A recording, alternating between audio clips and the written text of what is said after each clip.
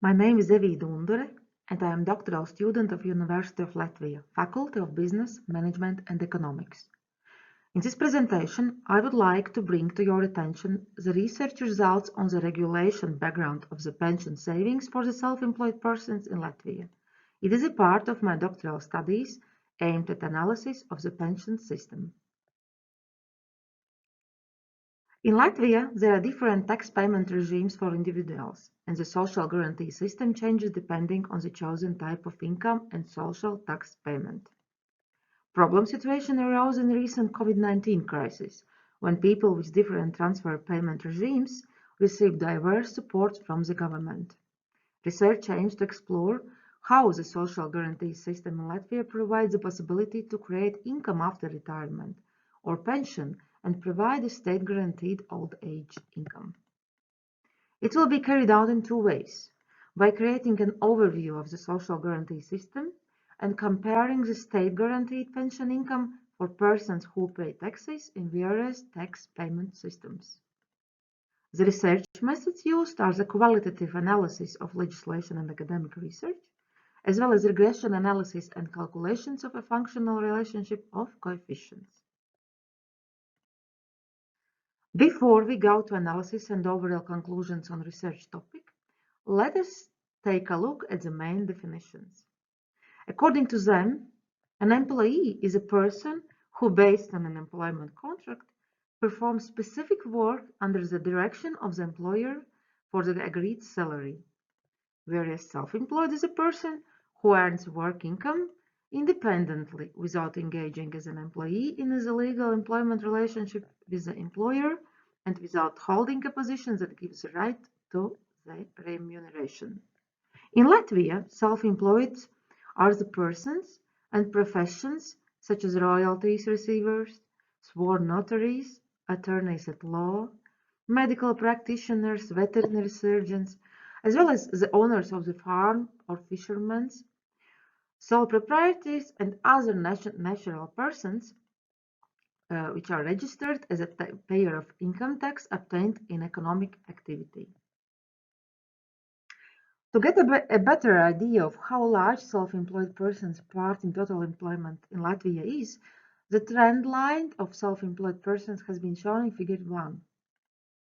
During the last 17 years, the total number of self-employed persons in Latvia has slightly decreased, resulting in 74,000 self-employed in 2019, or about 8% of all employment. The linear trend line indicates that the number of self-employed in Latvia reduces annually on average of 0.21,000 persons with a coefficient of determination 0.0278. The share of self-employed in 2019 was 78%, which is the same as it was in 2002. However, the trend line shows slightly growing tendency, with trend coefficient 0.005 and coefficient of determination 0.1701. This can be explained with the general reduction of employment in Latvia. The self-employment in Latvia can choose one of several tax payment regimes with different personal income tax and social contribution rates. According to the choice, they are becoming classical self-employed with registered income from economic activity, royalty receivers, self-employed with registered patent fee, or paying reduced so-called micro-enterprise tax. The question arises, what part from tax payment is aimed to pension contribution? The answer can be found by looking at the pension system construction in Latvia. Like other developed countries, pension system is based on three parts, or so-called three pension pillars. The first pillar, state compulsory unfunded pension scheme.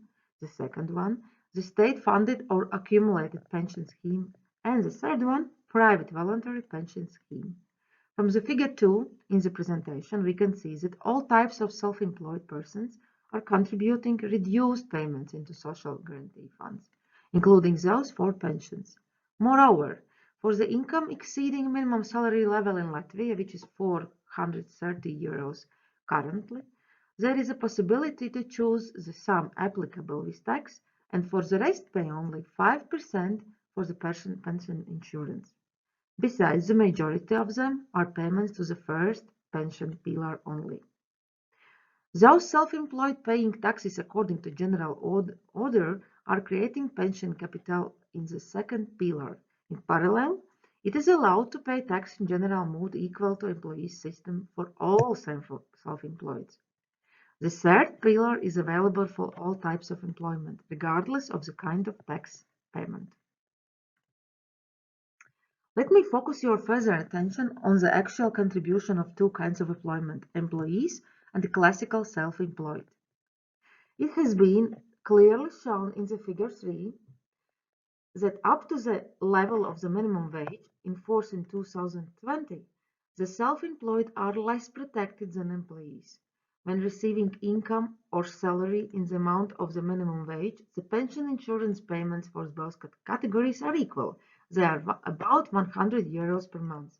On the other hand, as income increases and self-employed choose to pay the minimum allowed tax rate, the difference in pension payments between the self-employed and employees is snowballing. Receiving an income of €1,500 per month, the self-employed pay only 49% of the employee's taxes. On pension insurance with an income exceeding €4,000 per month, the proportion would be only 30%. The tax burden on the self-employed is lower than for employees. How about the expected pension level? Consequently, the projected pension differs as well, and to the greater extent. In Figure 4, it can be observed that projected amount of pension for employees has steady increase, while for self-employed has very slight rise. Receiving an income of €1,500 per month, the expected pension of a self-employed person will not exceed €400, which is about 27% replacement rate of their pre-pension income. Receiving an income of €4,000 per month, the expected pension for a self-employed person will slightly exceed €600, which is about 15% replacement rate. Based on the same assumptions used in calculations, employee replacement rate from the first and second pension pillar would be 57%. The difference is significant. Let me summarize the results of this research. The main conclusion is that self-employed persons in Latvia have lower tax burden and expected pension level from the first and second pension pillar. Therefore, there is no equality in social guarantees for both types of employment, employees and self-employed persons. One can argue that the part of self-employed income can be redirected to the savings at the third pension level and therefore cover the gap in replacement rate. Are the self-employed persons contributing to the third pension pillar in Latvia?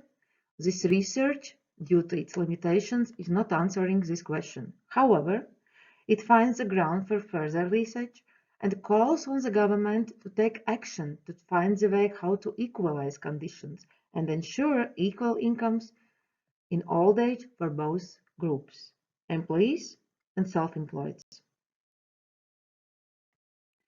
If you would like more information on this topic, then please feel free to email me. Thank you very much for your attention.